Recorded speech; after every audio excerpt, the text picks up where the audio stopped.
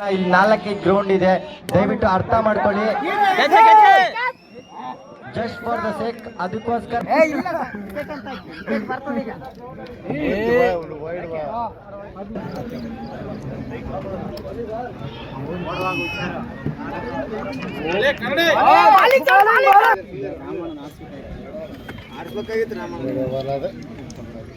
Ball ಬಿಟ್ಟೋದ್ರೆ ಸಾಕದ.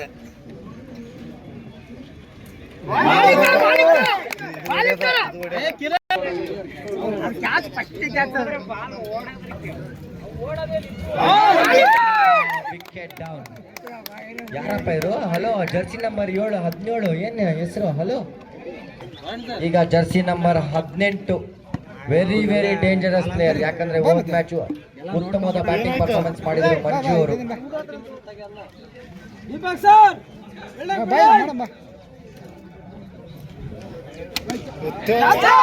ನಾನು ಹೇಳಿಲ್ವಾ ಅವಾಗ್ಲೇ one of the dangerous batsman ಅಂತ.